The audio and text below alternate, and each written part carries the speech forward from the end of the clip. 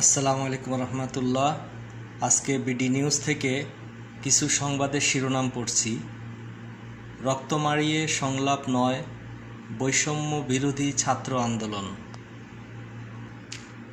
উত্তরায় শিক্ষার্থীদের সঙ্গে পুলিশের সংঘর্ষ, নিহত 4।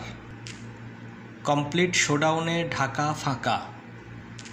যারা এই সময়ে মানুষের অধিকার হরণের পক্ষে দাঁড়িয়েছে তারা প্রত্যেকে এই যুগের রাজাকার। রাজশাহী বিশ্ববিদ্যালয়ের পদার্থবিজ্ঞানের অধ্যাপক ডক্টর সালেহ হাসান। এক শিক্ষার্থী লিখেছে, গুলির সাথে কোনো সংলাপ হয় না, এই রক্তের সাথে বেঈমানি করার থেকে আমার মৃত্যু শ্রেয়।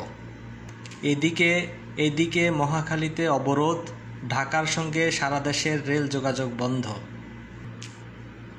ফেসবুকে কেউ লিখেছে, প্রিয় ভাই আমার, কি বলে ডাকবো আপনায়, বীর, মহাবীর, শহীদ নাকি মহাকালের শ্রেষ্ঠ সন্তান।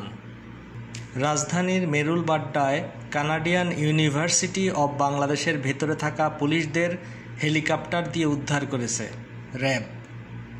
মিরপুর 10 নম্বর রণক্ষেত্র, 5 মোটরসাইকেলে আগুন।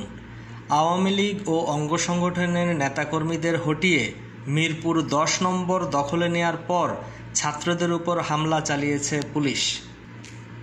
কোটা সংস্কারের দাবিতে আন্দোলনরত শিক্ষার্থীদের সঙ্গে ছাত্রলীগের সংঘর্ষ ও হামলার প্রতিবাদে রংপুরে লজ্জায় আওয়ামী লীগ ছাত্রলীগের 2 শতাধিক নেতাকর্মীর পদত্যাগ।